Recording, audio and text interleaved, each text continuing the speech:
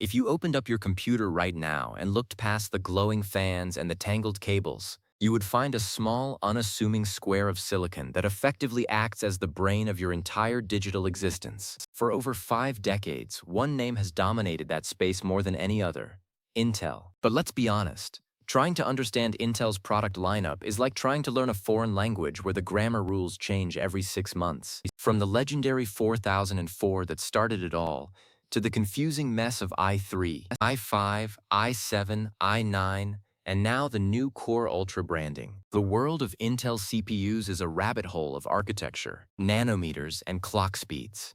Today, we are breaking it all down. We are going through the history, the technology, and the terminology to explain every major Intel CPU in detail. To understand the monster processors of today, we have to go back to 1971. At the time, computers were the size of refrigerators and cost as much as a house. Then Intel released the 4004. This was the world's first commercially available microprocessor. It was a 4-bit chip that could execute about 92,000 instructions per second. To put that in perspective, the phone in your pocket is millions of times faster. The 4004 was originally designed for a calculator, but it proved that you could fit an entire central processing unit onto a single chip. This was the big bang moment for personal computing.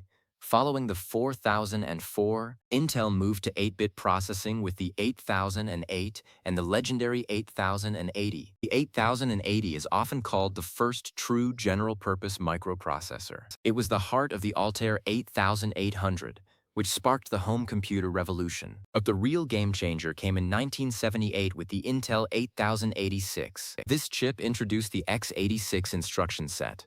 If you've ever wondered why your modern PC is called an x86 system, it's because of this chip from the late 70s.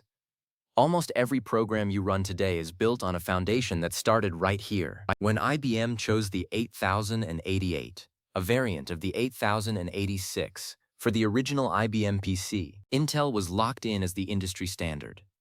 Throughout the 80s, Intel followed the 86 inches naming convention. You had the 80286, which brought us into the 16-bit era and allowed for better multitasking. Then came the 80386, or the 386.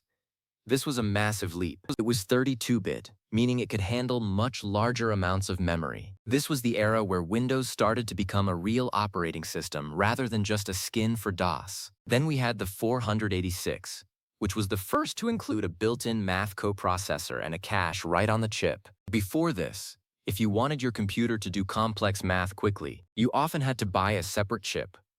The 486 made high-speed computing accessible to everyone. But then things got complicated with the law. Intel tried to trademark the numbers 586, but the courts ruled that you can't trademark a number. So Intel decided to get creative. In 1993, they released the Pentium. The name comes from the Greek word penti, meaning 5, marking it as the 5th generation of the x86 family. The original Pentium was a beast. It introduced superscalar architecture, which basically meant the chip could execute 2 instructions at the same time. This was the chip that made the internet era possible. If you were around in the mid-90s, owning a Pentium 100 inches meant you had the fastest machine on the block. Intel followed up with the Pentium Pro, which was geared towards servers and workstations, and then the Pentium 2.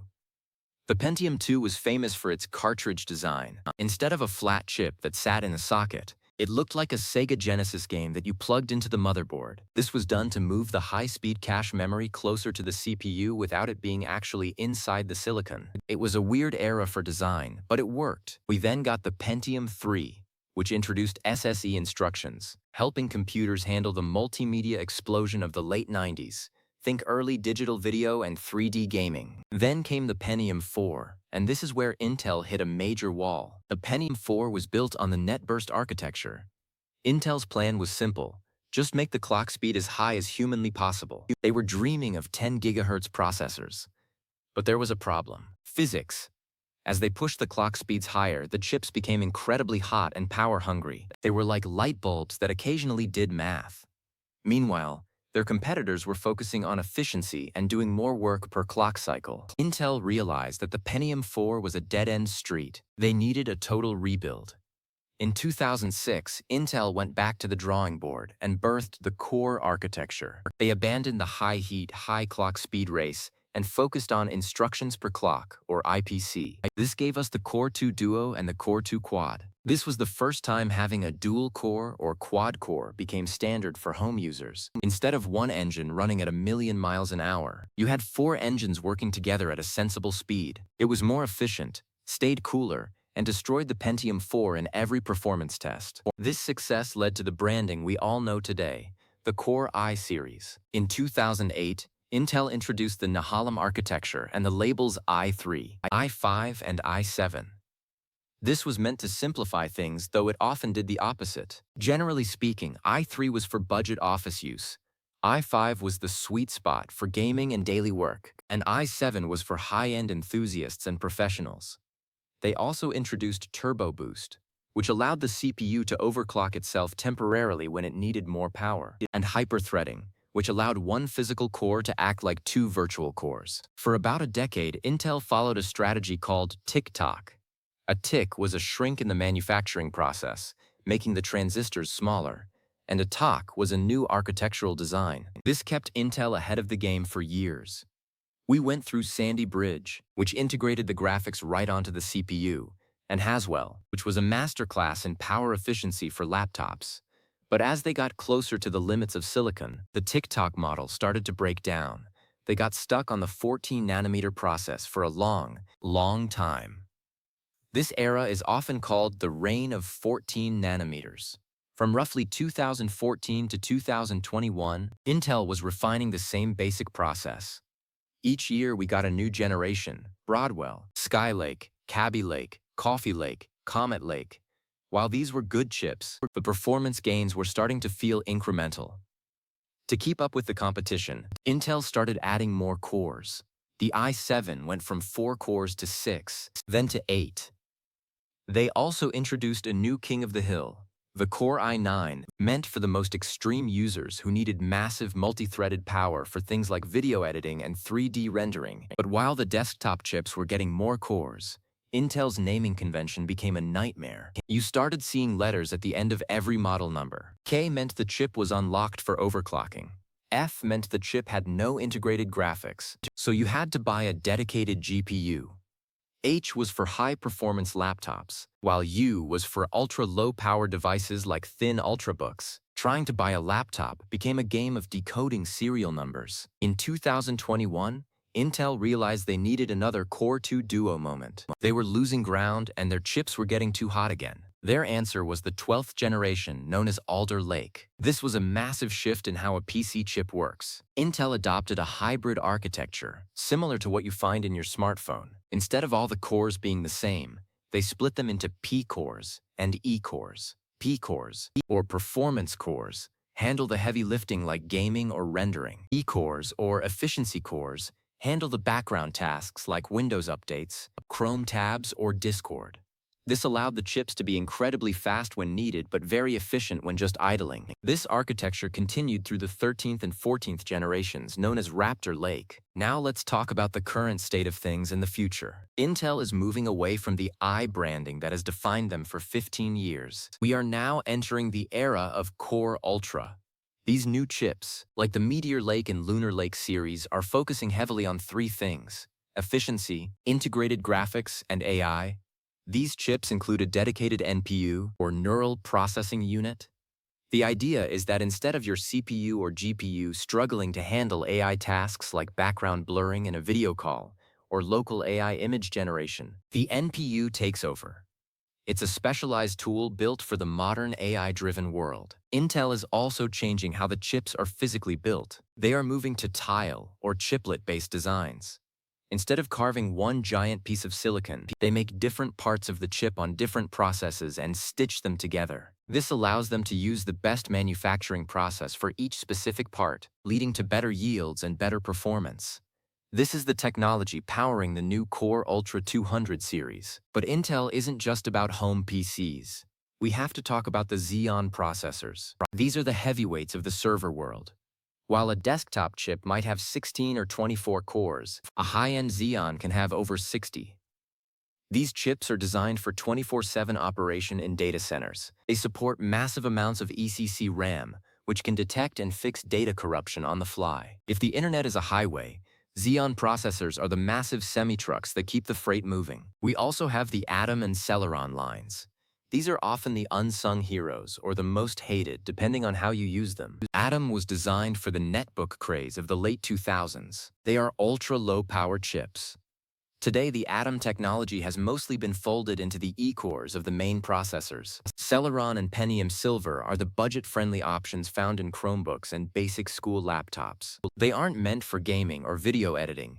They are meant to be cheap, cool, and good enough to browse the web and write a document. So how do you actually read an Intel CPU name today? Let's take something like an Intel Core i7-14700K. The Intel Core is the brand, the i7 is the tier. The 14 inches tells you it's from the 14th generation. The 700 inches is the specific model number within that tier. Higher is generally better. And the K tells you it can be overclocked. If you see Core Ultra 7 155H, it follows a similar logic. The Ultra 7 inches is the tier, the 1 inch is the series, and the H means it's a high-performance laptop chip. It's still a lot of numbers, but there is a method to the madness. One thing that has always set Intel apart is their investment in their own factories, or FABs. Unlike many other tech companies that design chips but pay someone else to build them, Intel has traditionally done both. This has been their greatest strength and, recently, their greatest challenge. Shrinking transistors down to the size of a few atoms is incredibly difficult. Intel struggled for years to move past the 10-nanometer barrier, but they are now catching up with their Intel 4 inches and Intel 20A processes. The goal is 5 nodes in 4 years, a blistering pace to reclaim the title of the world's most advanced chip manufacturer. But it's not just about raw speed anymore. The modern CPU is an incredible feat of integration. Inside a modern Intel chip, you have the CPU cores, the integrated graphics, the memory controller, the PCIe lanes for your SSD and GPU, the security engine, and now the AI engine. It is a system on a chip that manages billions of electrical signals every second. Let's talk about the socket. This is the physical connection between the CPU and the motherboard. Intel is famous, or infamous, for changing their sockets every 2 generations. We went from LGA 1151 to 1200, then to 1700, and now the new LGA 1851. While this is frustrating for people who want to upgrade their PC every year, Intel argues that new socket designs are necessary to handle the increased power delivery and the faster communication speeds required by modern hardware. It's the roadway that connects the brain to the rest of the body, and sometimes you need to widen the lanes. Thermal management is another huge part of the Intel story. Because modern chips can consume over 200 watts of power under heavy load, they generate a lot of heat. Intel has spent decades perfecting IHS, or integrated heat spreaders, the metal lid on top of the chip. They've also pioneered thermal throttling, a safety feature where the chip will automatically slow itself down if it gets too hot, preventing physical damage. This is why having a good cooler is just as important as having a good CPU. Looking at the big picture, Intel's journey is the story of the digital age itself. We went from a chip that could barely run a calculator to chips that can simulate galaxies, render photorealistic worlds in real time, and process human language. They've survived the transition from desktop to laptop, the rise of the smartphone, and now the explosion of AI. So which Intel CPU is right for you? If you're just browsing and doing schoolwork, a modern i3 or a base Core Ultra 3 is more than enough. If you're a gamer, the i5 or Ultra 5 is usually the perfect balance of price and performance. For streamers, video editors, and heavy multitaskers, the i7 or Ultra 7 is the way to go. And if you have a bottomless budget and want the absolute best of the best, the i9 or Ultra 9 is the king of the mountain. The world of Intel is constantly evolving.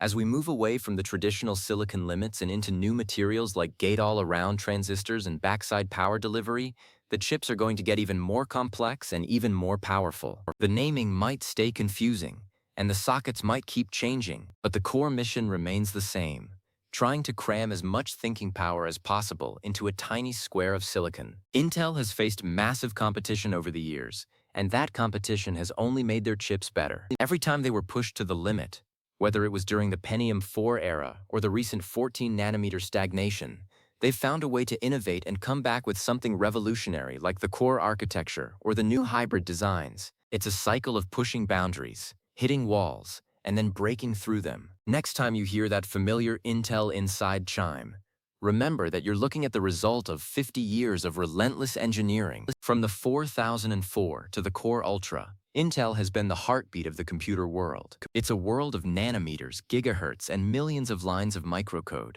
all working together so you can click a button and have the world at your fingertips. Thank you for joining us on this deep dive into the brain of the PC. There is always something new to learn in the world of hardware, and the pace of change isn't slowing down anytime soon. Keep exploring. Stay curious about the tech in your life, and we will see you in the next one as we continue to break down the complex world of modern computing.